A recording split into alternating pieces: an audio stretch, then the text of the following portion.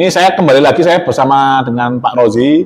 Saya ingin mengulik-ngulik lebih jauh tentang tadi kan kita sudah bahas tentang ada pengertian negara dan pemerintah. Ya. Itu Pak Rozi. Lah ini Pak Rozi ini profesinya sebagai apa nih Pak Rozi? Petani saya, Pak. Sebagai petani. Ya. Kira-kira di dunia pertanian ini gimana Pak Rozi? Untuk ini apa ya, misalkan terhadap penyediaan pupuk, bibit, sama harga gabah, harga jual gabah ya. Itu menurut Pak Rozi gimana? Oh ya, baik. Bisa saya jelaskan Pak ya. Sambil lihat kamera juga nggak apa-apa Pak Rozi ya.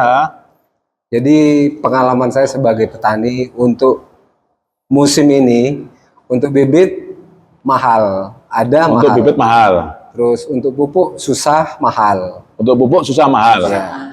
Susah mahal. Untuk sekarang kan beras mahal. Beras mahal. Sekarang ya beras mahal sampai 16.000 kalau nggak salah ya. Iya. Harapan saya tuh tadinya dengan beras mahal, gabah akan mahal. Oke. Ya. Ternyata berasnya tetap, gabahnya malah anjlok kalau sudah mau panen. Oke. Sekarang ini pas panen awal. Mas itu. Nah, untuk itu negara kemana sekarang saya ngelihat, soalnya petani harapan petani kan soalnya dengan beras mahal, harga jual gabah naik ya, akan beruntung. Ternyata petani itu buntung lah sekarang. Ini kalau boleh saya simpulkan dari pembicaraan kita sebelumnya Pak Rozi ya. Ini saya juga mengutip dari ini ya, artikel yang pernah ditulis oleh Cak Nun, yaitu judulnya Rakyat Tanpa Negara. Itu Pak Rozi. Rakyat tanpa negara. Jadi kan tadi kan negara terdiri dari 3 unsur. Ada wilayah, ada rakyat, ada pemerintah. Nah, sekarang ini Cak Nun pernah menulis adalah rakyat tanpa negara. Yang terjadi ya seperti ini, Pak Rozi. Harga jual, siapa menentukan? Ya, kalau boleh saya katakan, karena memang yang saya tahu di daerah saya ini. Seperti ini Pak Rozi, fokusnya negara sekarang itu hanya fokus kepada pemerintah. Jadi semua ini sistem ini menguntungkan pemerintah. Harga jual yang menentukan pemerintah. Pemerintah enggak peduli sama petaninya. Entah harga jual gabah rendah, petaninya rugi kan nggak peduli Pak. Jadi fokusnya masih di yang pemerintah. Dari 3 unsur negara tadi adalah di kekuasaan itu ya. Di pemerintah. Pemerintahan ya. Jadi pemerintah ini diibaratkan di teori tadi, di buku tadi disebut kayak semacam pedagang. Nah itu, jadi makanya judulnya adalah Rakyat Tanpa Negara. Jadi negara saat ini jadi seakan-akan Pak Rozi sekarang warga negara mana? Sekarang ini? Warga negara Indonesia. Warga negara Indonesia. Tapi negara tidak dalam hal di bidang pertanian ini, seakan-akan Pak Rozi tidak hidup di Indonesia. Karena negara Indonesia tidak hadir untuk membantu menaikkan kesejahteraan petani gitu. Betul Pak. Benar seperti itu Pak Rozi ya. Betul. Ini saya mengutip tadi sekilas lihat artikelnya dari Cak Nun yang merangkum dari berbagai sumber. Seperti itu Pak Rozi. Kalau harapannya seperti apa Pak Rozi? Kalau harapan saya dengan pemerintah harus fokus. Yang harapan saya dengan beras ini ya untuk pengawasan itu harus maksudnya pengawasannya harus ada gitu loh.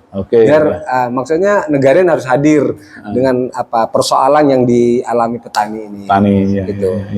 Ya itu. Kalau kita sambungkan ke yang kita bicarakan tadi Pak Rozi, ya negara harus hadir ini ya itu Pak, harus beda kepala negara sama kepala pemerintah. Ya harapannya. Kalau sama, lah mereka sendiri yang pemainnya kan. Pak Rozi mau ngomong kemana lagi kan gitu, nggak bisa. Lah itulah harapannya harusnya nanti Pak Rozi terhadap teman-teman di Jakarta, terhadap pemikir-pemikir, ke ahli hukum tata negara, ahli ahli pemerintahan itu tolonglah dibedakan ini, dipikirkan, direnungkan lah antara kepala negara sama pemerintah ini dibedakan seperti itu Pak Rozi. Itu kira-kira dengan kelangkaan tadi pupuk, kelangkaan bibit dan harga jual yang rendah tadi itu kira-kira petani sekarang itu gimana Pak Rozi? Itu rugi atau apa ya, impas atau untung Pak Rozi? Ya, dengan kalau harga jual gabah sekarang berapa Pak Rozi? Untuk saat ini kalau di awal kemarin bulan puasa itu masih 7.000 per kilo. Awal puasa 7.000 per kilo. Dengan harga bulan beras, Maret ya. Dengan bulan Maret, pertengahan Maret ya. Dengan harga beras antara 14 sampai 16.000. Oke. Jadi 50% lah ya. Iya, itu sudah masih bagus. Masih bagus itu ya. Untung apa rugi? 7.000 tadi. Itu masih ada. Untung sih enggak, cuman ada. Artinya enggak rugi banget. Oh, itu 7.000 itu rugi.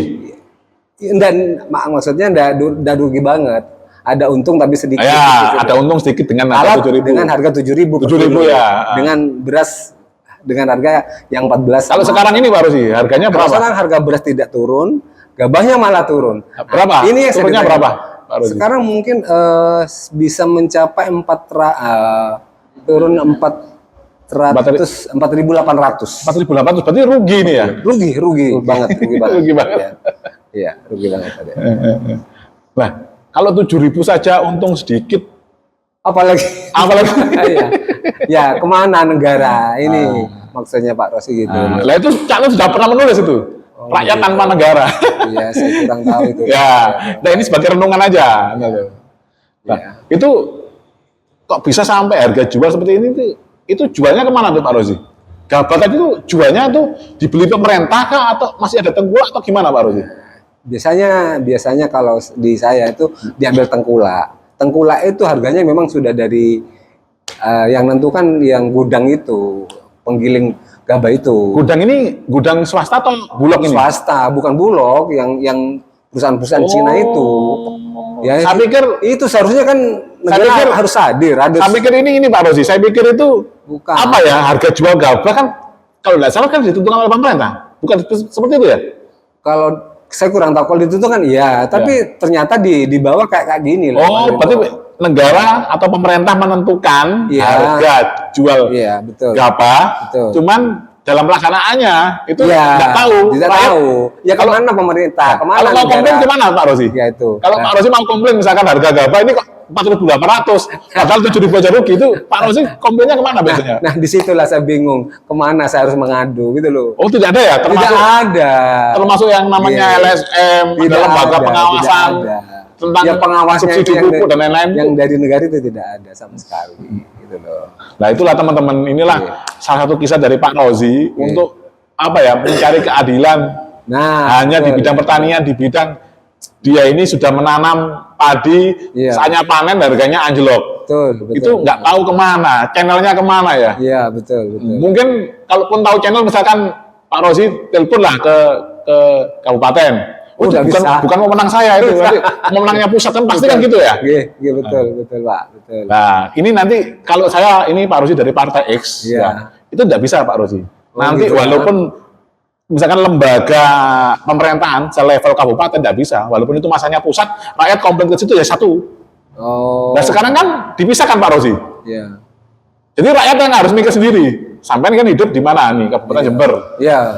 Ada masalah pertanian. Paling enggak kan kalau sampai terdekat, paling enggak lapor komplainnya ke Dinas Pertanian lah. Iya. Nanti Dinas Pertanian ngomong, kalau masalah harga gabah itu bukan kewenangan kami, kewenangannya provinsi, kewenangannya pusat. Betul. Ini seakan-akan kita itu bukan menjadi, ya itu kayak seakan-akan Jember negara sendiri. Jawa Timur negara sendiri, Indonesia itu negara sendiri Pak Rozi. Iya. Benar nggak seperti itu Pak Rozi? Betul Pak. Benar nggak seperti itu ya? Iya. Namanya rakyat komplain kan kemanapun ya. Nggak tahu ya.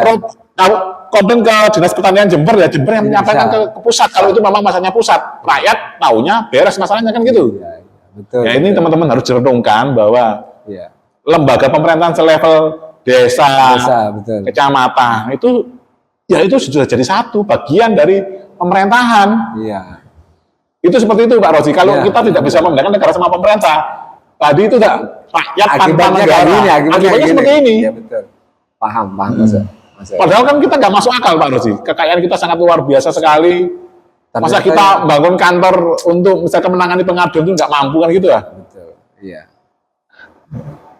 Ya teman-teman seperti itu. Ya inilah kisah dari salah satu petani di Pak Rozi, salah satu petani di Desa Bintoro, Kabupaten Jember, mengeluhkan komplain untuk harga gabah yang anjlok itu kemana komplainnya bingung.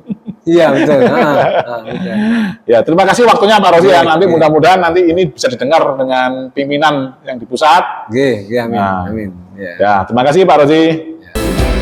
Ya.